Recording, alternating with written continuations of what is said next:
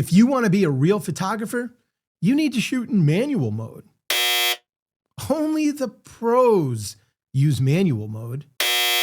Is your choice of shooting mode influenced by photographer peer pressure? Or worse yet, are you getting shooting mode shaming? Do you know what the best shooting mode is for bird photography? Spoiler alert, it's the one that works best for you.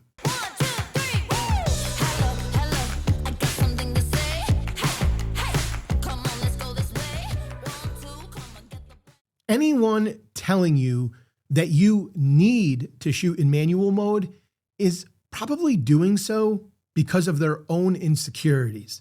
Wildlife photography, especially bird photography, as we all know, is very fast-paced and it's often very chaotic.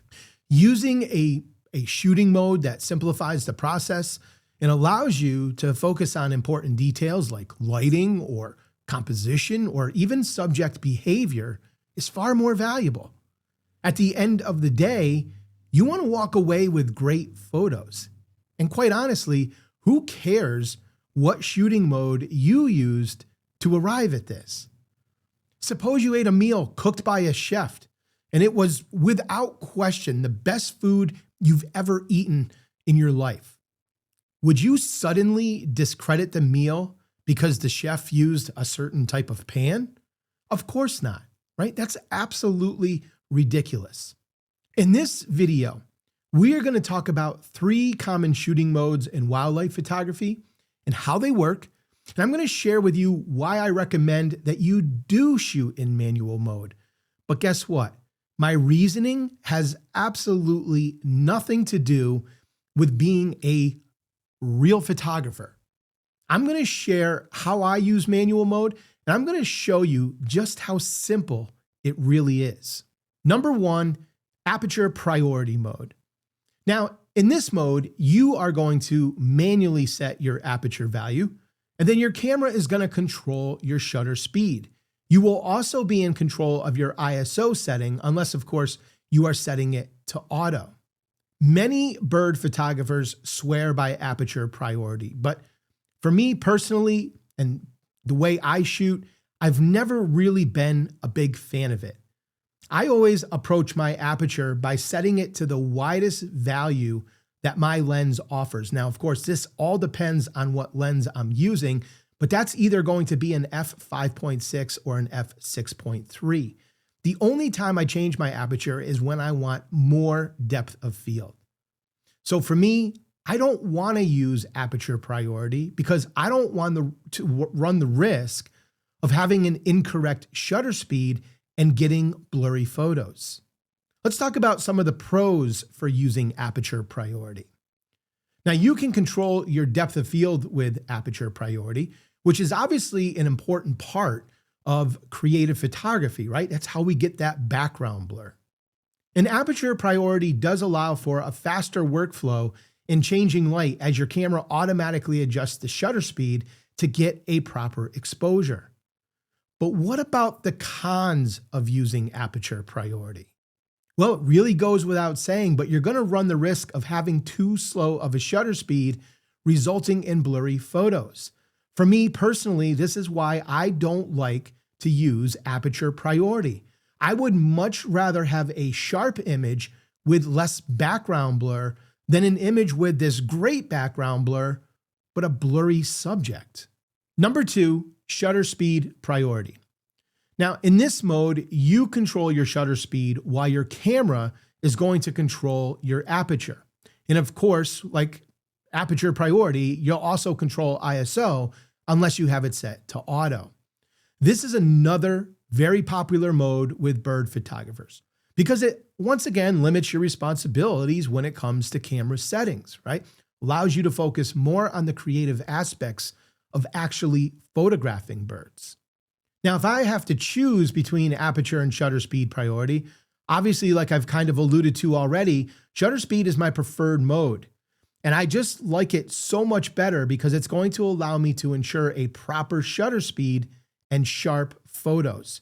Again, I'd rather sacrifice some of that background blur to make sure that my subject is in focus. Let's talk about some of the pros and cons of using shutter speed, and we'll kick it off with some of the pros. It gives you total control over motion and freezing action, or even using slower shutter speeds creatively, right? When you want to create those images that kind of have a purposeful blur. This too, like aperture priority, allows for a faster workflow because it limits the settings you need to worry about. And what about the cons of shutter speed priority? Obviously, your camera is going to control the depth of field, right? So you may have to sacrifice some of that background blur, which just may make your backgrounds a little bit more distracting. Now, in low light, you can run the risk of underexposed images because your aperture has restrictions with how wide it can go. And of course, you can only go so slow with your shutter speed to prevent those blurry photos. However, with all of that being said, this is why I would also recommend using auto ISO to avoid any situations like this of having too slow of a shutter speed. Number 3, manual mode.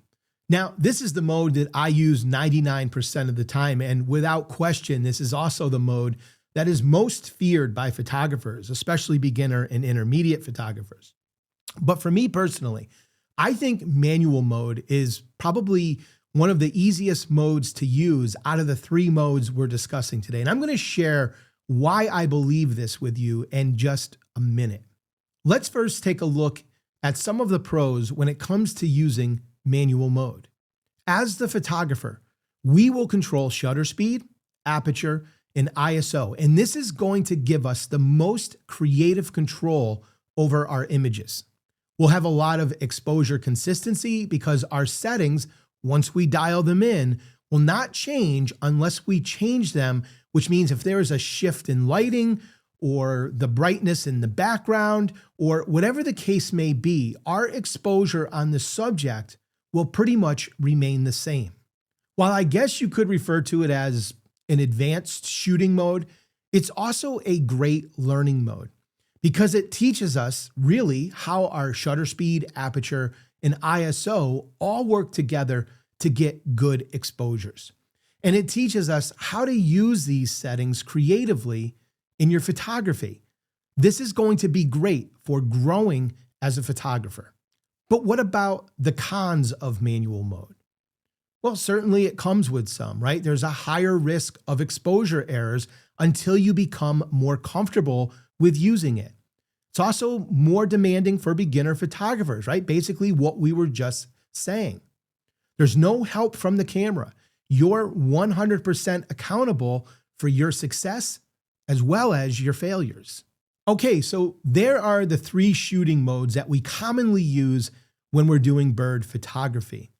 Now, when using shutter speed or aperture priority, there is one additional setting that you're going to need to become very familiar with, and that is exposure compensation. Many cameras allow you to change it digitally in your settings, and you can usually put it in one of your custom quick menus so that you can access it very quickly. Or, of course, you can just adjust it by using the dial on the top of your camera. I know that with my Sony A1, I can change it both ways. I can either change it digitally, which will allow me to change it up to 5 stops, or I can use the dial on top of my camera, which allows me to change it up to 3 stops. Obviously, check your camera make and model to see what options you have available. The point being here is that exposure compensation is something you will need to change quite often when you're using shutter speed or aperture priority. And it's going to allow you to tweak your exposure, make it a little darker or a little brighter. So just want to keep that on the back burner for a moment. Now, a few seconds ago, I also made a statement that I feel manual mode is basically the easiest of these 3 modes to use. Now, when it comes to bird photography and wildlife photography in general, my process for using manual mode is, I think, pretty straightforward. And I think many photographers use it just like I do, but you set your aperture to the fastest aperture your lens allows, right? As I stated earlier, for me, that's either f5.6 or f6.3. I then will commonly either change my ISO to auto or just set it for the lighting I'm currently in.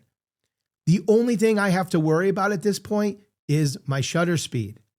Now, if you're using shutter speed or aperture priority, and assuming that you're also using auto ISO, you have to worry about two settings.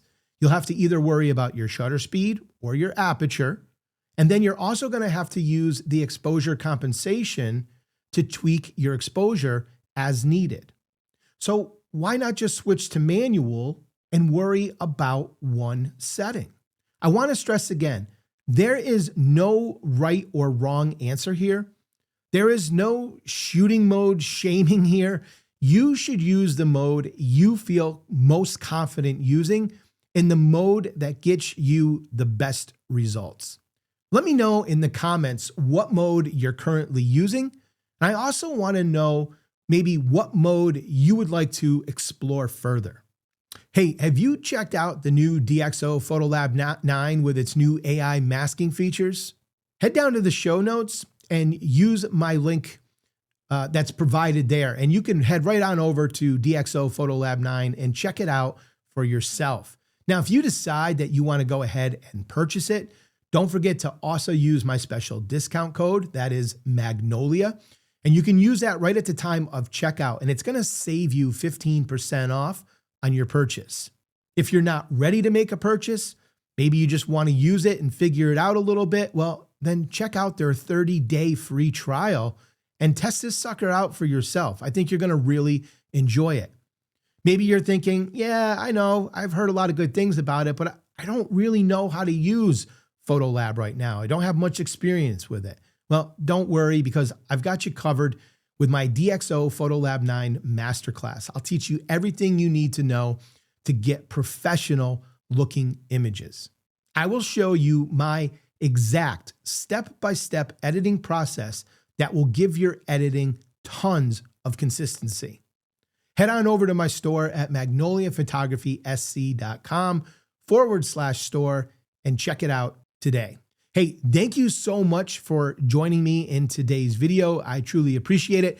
But don't forget that before you go, you might want to check out this next video right here.